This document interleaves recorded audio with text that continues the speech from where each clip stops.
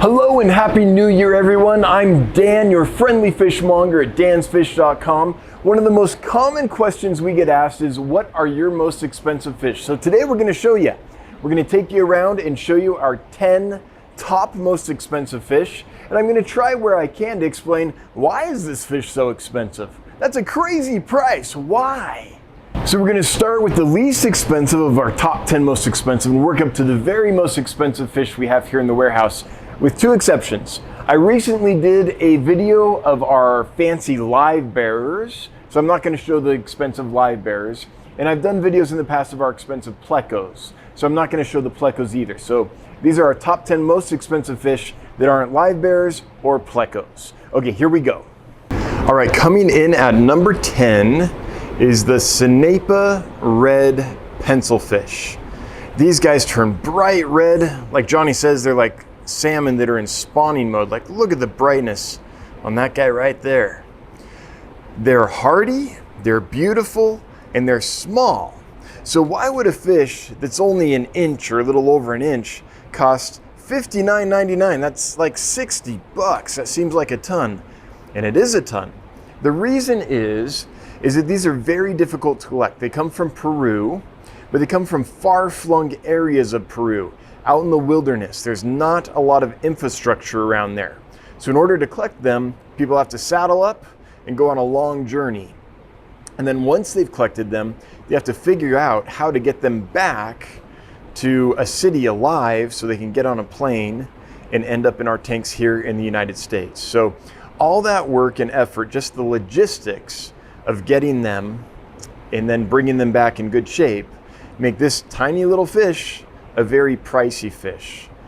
It's also one of the newest species of pencil fish to hit the aquarium industry. So all that combined means they're difficult to get, but they're worth it, man. Peaceful, super hardy. These are rock solid. We've had a few batches of these, and they've been really hardy little fish for us. They might be small, but they're not delicate. And absolutely stunning. Bright salmon red spawning color is what these guys have. I should mention, they don't only have the color when they're spawning, but they look like a salmon, which is spawning. That's what I'm trying to say. Let's get in there real close. Boom. Like, how gorgeous is that? Okay, coming in at number 2 at $69.99 is another pencil fish. This is the really red pencil fish from Rio Amaya. And these are just as beautiful, just as hardy as the Saapa pencil fish, just a little bit different color scheme. More red, less black on the body. Absolutely stunning, hardy, easy to keep. These have proven to be awesome for us. You might notice there is a lot of water flow in this tank, which might seem crazy, but one of the reasons this fish is difficult to get and therefore is expensive is it comes from the headwaters of the Rio Amaya in Peru. And those are very fast flowing waters, and it's difficult to collect fish in water that is really fast flowing. It's hard to stand in the water. It's hard to get your net in good shape. You have to use these little traps and things that don't collect as efficiently.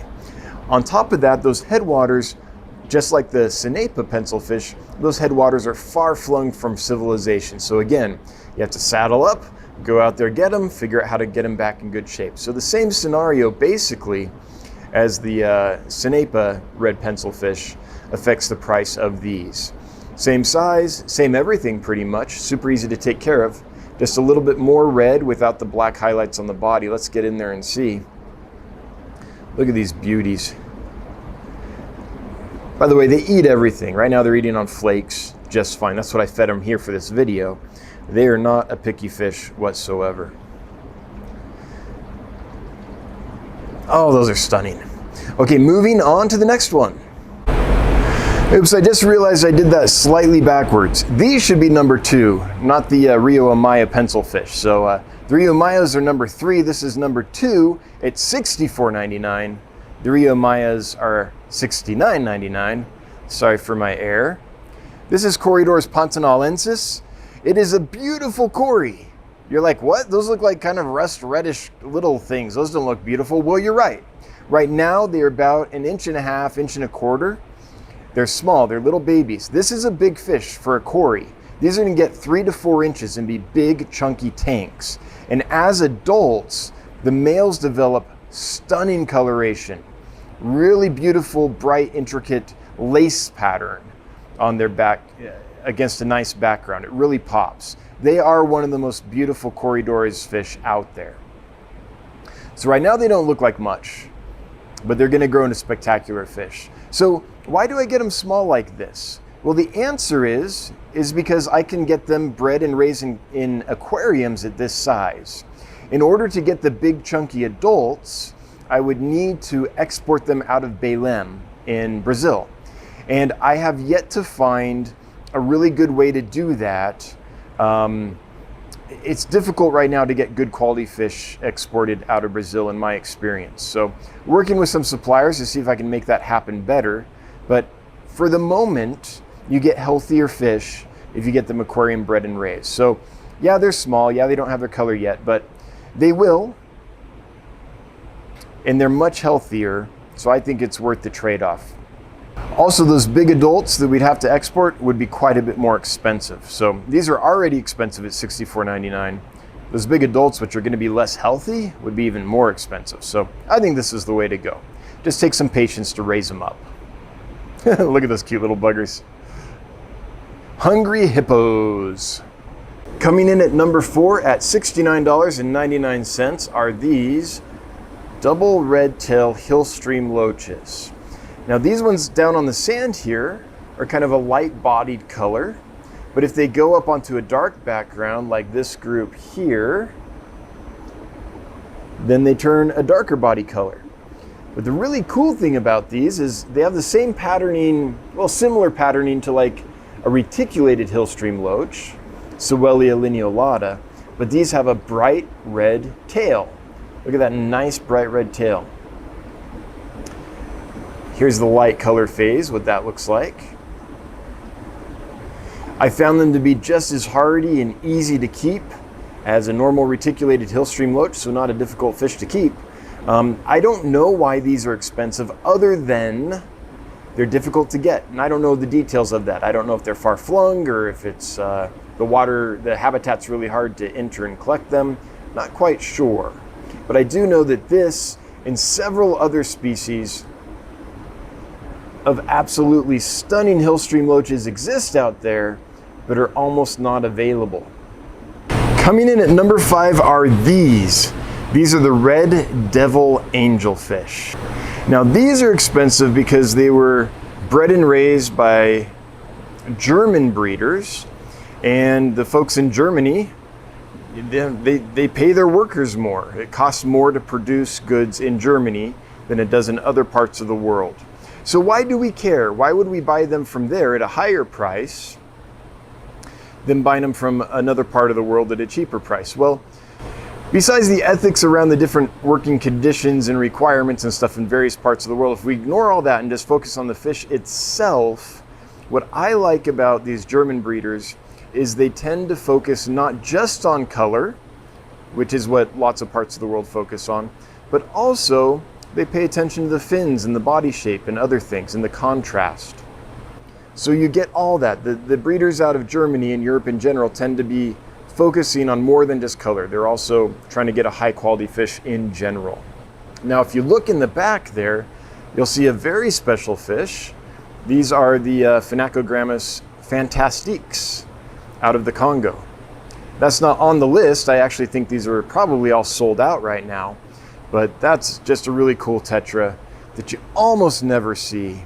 So let's take just a moment to appreciate them, because we're going to mail these out and it's probably going to be a long time before I can get more in. They're very difficult to source, at least in a humane way. So anyway, that's a pretty cool tank. Let's move on to the next one. We're trying to grow this channel to 30,000 subscribers, so if you wouldn't mind taking a moment to like and subscribe, it'd be appreciated. Okay, coming in at number 6 is the Cowboy Whiptail at $79.99. I'm gonna try to show this fish to you. It's that guy there, not the mustard spot plecos. So I stopped real quick to get one in a net so you could really see them. It's just difficult to see them otherwise. And yeah, here they are. Nice whiptail. Kind of have the flat back half of the body like a lip brooding type whiptail would. And look at the long filaments on the tail. Really neat fish. The reason these are so expensive is they're just hard to source. It's hard to get them in, and it's hard to get them in healthy. So that's why they're a bit costly. All right, coming in at 7th place are these beautiful Redback Manacapuru angelfish. Now these are fairly small still. Body size on these is 1.5 inches, maybe getting close to 2 inches on the biggest ones. So they don't have as much color yet as our previous batch, but they're from the same source, and this breeder does an excellent job. They're bred and raised in Germany, which is one reason they're expensive. But look at the quality of these. Look at the nice straight fins. The red color is amazing. You saw it in the previous batch when they came in larger, because that red color tends to develop as they mature. But I know this line has amazing red coloration, nice straight fins, good bodies. I just think these are about the perfect looking angelfish. Also, they're pure. They're line bred all the way back to the originals, which were collected at the Manacapuru location. So you're getting the real deal, and that is why these are expensive. But man, I think these are awesome fish. I just love this. I like the kois and I like the pinoys and I like all, you know, the blues and all that. But a nice wild type angelfish that has been bred carefully to maintain the quality that you'd see in the wild type with those nice long sweeping ventral fins that curve back slightly. I just think that's fantastic. I love this fish. By the way, one reason these angelfish look so good is I put a special light on. This is the aquarium light from Aquarium Co-op. We're now affiliated with aquariumcoop.com, and so we're trying some of their equipment out. I really like this light. It's nice and solid, and it makes the fish look good. All right, here's one of my absolute favorite fish that we have or have ever had. This comes in at number 8. It's $79.99. These are Coridor's Equus. This tank is right by my desk, so I get to watch these guys all day, which I just love. Now, why are they so expensive? Well, it's the same as Coridor Pantanalensis, really. You can get big wild type ones, but trying to get them out in a humane manner and in a way that they're going to arrive really healthy and thrive for you is fairly difficult. And the other thing is they're really expensive, so it wouldn't even save any cost. So instead, what we try to do when we can is order fish like these. These were bred and raised in aquariums over in Germany, and they are healthy, they're fat, they're sassy, they take to aquarium life right away because that's all they know. Look at them eating those pellets. They just gang up on it so much. This is one of the most beautiful Coridors out there. Bright blue iridescent bodies with orange contrast. And these are young yet. Just wait a little while. That kind of orange on the head and the fins is going to get even better with age until it's kind of like a fire orange, really. Beautiful little Cory. I get the privilege of sitting here and watching these all day long, and I absolutely love it. All right, coming in at number 9 at $200 are these Congo spotted puffers. Anyone that's been following me for any length of time knows how much I love this fish. They're great wet pets. They don't get too big, 2 to maybe 3-ish inches. You can keep several of them together, unlike a lot of puffers, which will absolutely murder each other. These get along just fine together. Something else I really like about them is we've had these for several months now, just getting them nice and fat and sassy. And if you look, you see their teeth are not overgrown. Their beaks are in good shape. And we have not once trimmed these guys. So their beaks don't grow nearly as fast as some other puffers, which makes maintaining them a lot easier. Now, something that we always do when we show these puffers, if we remember, is we show them to you when they haven't eaten in a little while. So these haven't eaten. In fact, you can see their poops on the bottom from last night's meal. We fed them Vibrobites. So now you've got Vibrobite, bright orange Vibrobite poops on the bottom. Today though, we're gonna give them a treat and give them some bloodworms. Okay, I'm gonna have to put the camera down for a sec. I'm not sure. Oh, I should mention. So why do we show them to you when they haven't eaten yet? Well, the reason is we don't want to show you a freshly fed puffer that's got its belly full of food and looks like it's fat and healthy. We want to show you what they look like when they haven't been fed, that they're fat and healthy even when they haven't just eaten recently. And then we'll feed them now. Okay, I just squirted some bloodworms in there because these guys are a ton of fun to watch eat.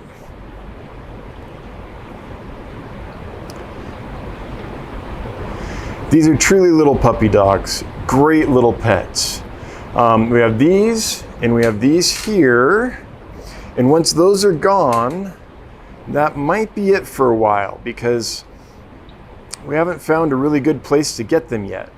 So why is this fish so expensive? This is a $200 fish. Well, the reason is it's very difficult to source fish out of the Congo right now. It's a region in conflict. The infrastructure is almost non-existent in a lot of areas. It's just a rough place to, well, just exist and live and survive, let alone try to collect fish and export fish successfully. So that's why these guys are so expensive. They're just very difficult to source because of the political and social realities in their region right now. But man, are they worth it when you can get them. Just fantastic little water puppies. Okay, here we are at number 10, the most expensive fish we have here at dansfish.com that is not a live bear or a pleco is, can you guess? Dun dun dun, the mountain grunter. Look at these amazing fish. These are the coolest things ever. At $350, they're quite expensive, but they're very difficult to get. These come out of the Tamika region in Papua. And the thing about Papua New Guinea is there's not a ton of infrastructure there. So to collect fish there, you pretty much have to hack through the jungle, get covered in leeches. I mean, watch any talk by Gary Lang or Johannes Graf, and you'll get an idea of what people go through to collect fish from that area. I love them. I love their big personalities. I love the variability in the color, which changes by mood. Like we have this one here, which has a lot of black and gold flecking on it. So does that one there. Then we have that one that's almost pure black. And they'll change back and forth. Now, a lot of people are going to comment and tell me this is a coal grunter, but I don't think it is. First of all, coal grunters are only found in the Goiter River and Gregory River systems in the Timor Sea drainage. They're in the Northern Territories of Australia. These were not collected in Australia. These were collected in New Guinea. Also, the coal grunter gets up to about 13 inches. It's a nice big fish. These top out at 7 to 8 inches. When Hans George Evers and Jeffrey Christian went and collected these in the wild, they've never found one over 15 to 20 centimeters. So we're talking about the 6 to 7, 8-ish inch range. So they're half the size of a coal grunter. Also, I've sold several of these, and none of them have grown bigger than that 7 to 8 inch-ish range. Now, we've only been offering them for sale for about a year and a half, but I would think in that time that some of them would have got bigger if that was going to happen. So that's why I think these are actually the mountain grunter. I don't think these are the coal grunter, even though I bet people will comment and say that they are. They look very similar, but they were collected in a different place, and the size difference and from what they saw in the wild and what we've seen so far with our customers makes me think that no, that these are actually the mountain grunters. Now they're very feisty and excited right now because I'm here. So they think it's feeding time. So let's not disappoint them. Let me get some food. All right, let's throw some food in there. And these are gonna go to town. They love their food. Well, most fish do. I think this is one of the most unique, fantastic fish out there. They're basically Australia and Papua New Guinea's, the grunters in general, or Australia and Papua New Guinea's answer to cichlids. There's no cichlids in those areas. So this fish took up that niche and is very cichlid-like. It reminds me a lot of like a bleaker eye or some kind of Madagascar cichlid in its appearance. Really neat fish. So there you have it. Those are the top 10 most expensive fish we have here at dansfish.com, besides plecos and some of the really fancy live bearers. Thanks for joining us on that tour. I know it's a little insane, some of those prices. I wish I could sell some of these less, especially like Coridor Equus and Pantanalensis and some of those. I wish they weren't as much as they are, and maybe the price will come down in time as people start breeding them more and the supply that's domestically produced increases. That's the hope anyway. Before I sign off, I want to thank everyone that's a member of the channel. Thanks to the Fishmonger crew, and thank you to all of our customers. We really appreciate you. All right, talk to you next time. Bye-bye.